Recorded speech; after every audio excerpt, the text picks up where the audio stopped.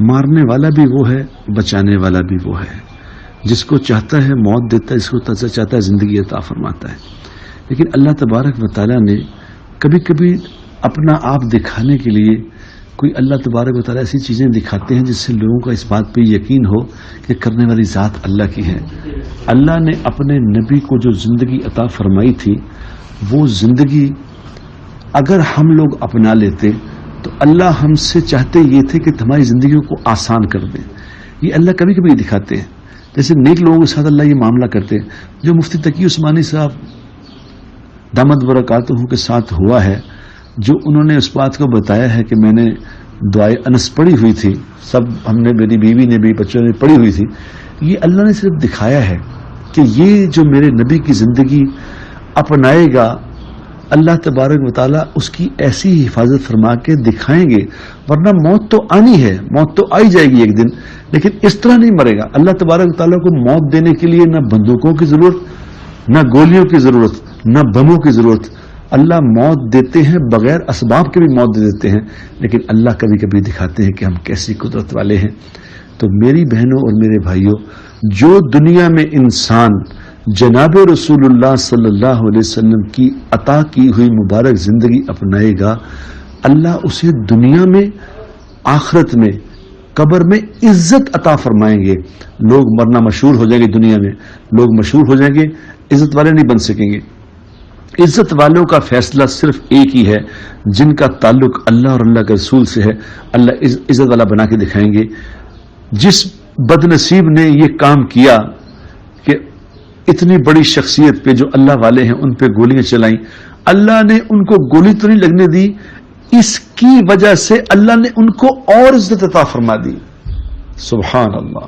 اللہ مفتی صاحب کی زندگی میں برکت عطا فرمائے اور ان کے علم سے اور ان کے تقوی سے اس امت کو اور بھی نفع اٹھانے کی توفیق عطا فرمائے۔ یہ اللہ تبارک و تعالیٰ نے دکھایا، اصل میں ہمیں دکھایا ہے کہ دیکھو اس طرح ہم اپنے پیاروں کے ساتھ یہ معاملہ کیا کرتے ہیں، جو کرنا کر کے دیکھ لو ان کا۔ جو میرے نبی کے طریقے کو زندگی میں لائے گا، حضور اکرم صلی اللہ علیہ وسلم نے موقع موقع کی دعائیں بتائی ہیں۔ میری بہنوں اور میرے بھائیوں، وہ موقع کی دعائیں سیکھ کے زندگی میں پڑھنا شروع کر دو، سارے مسئلے ختم ہو جائیں گے۔ اللہ تبارک و تعالیٰ عزتیں بھی عطا فرمائے گا، حفاظت بھی کرے گا، دنیا میں بھی رزق بھی دے گا، سارے نظام ہمارے اللہ پاک حل کرے گا۔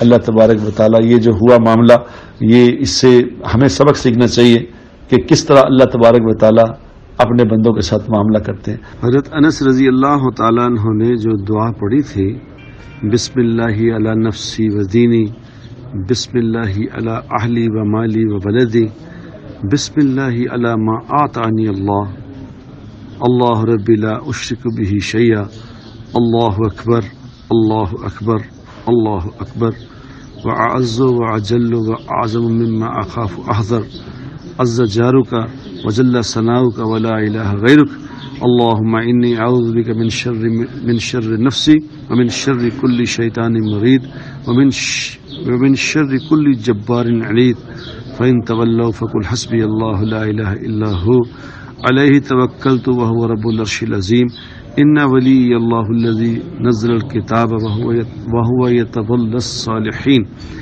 یہ وہ دعا جو حضرت انس بن مالک رضی اللہ تعالی عنہ نے، یہ جو حجاج بن یوسف تھا، اس نے ایک دفعہ انس بن مالک رضی اللہ تعالی عنہ کو اپنے پاس بلایا، بندے بھیجے بلا کے لاؤ اسے۔ تو اب وہ جو ان کے خادم آئے تھے بلانے کے لیے، انہوں نے آ کے عرض کیا کہ حضرت وہ آپ امیر کی بات مانیں، وہ آپ کو بلا رہا ہے تو آپ تشریف لے آئیں۔ تو انہوں نے کہا ٹھیک ہے میں آتا ہوں، تو چلے گئے۔ تو حجاج بن یوسف نے ان سے کہا کہ آپ کو پتہ ہے میں نے آپ کو کیوں بلایا ہے؟ تو انہوں نے کہا کیوں بلایا ہے؟ انہوں نے کہا میں آپ کو قتل کرنا چاہتا ہوں۔ انہوں نے کہا اچھا، اگر تم اس بات پہ قدرت رکھتے ہو کہ مجھے قتل کر دو، اگر میں اس بات کا یقین کر لوں، پھر میں اللہ کی عبادت چھوڑ کے تمہاری عبادت شروع کر دوں گا۔ زندگی اور موت تو اللہ کے ہاتھ میں ہے، جب اللہ چاہیں گے میں مروں گا، تیرے چاہنے سے نہیں مروں گا۔ تو اس نے ایک دم انس بن مالک سے عرض کیا کہ جی آپ کو جو دعا آتی ہے وہ دعا مجھے سکھا دیں۔ تو انہوں نے فرمایا کہ خدا کی قسم میں تمہیں کسی قیمت وہ دعا نہیں سکھاؤں گا، تم اس کے اہل نہیں ہو، میں تمہیں نہیں سکھاتا وہ دعا۔ تو اس نے کہا ٹھیک ہے جی آپ تشریف لے جائیں۔ تو جب وہ چلے گئے تو پیچھے لوگوں نے اس سے کہا کہ حضرت آپ نے تو اس کو قتل کرنے کے لیے بلایا تھا، پھر آپ نے جانے کیوں دیا؟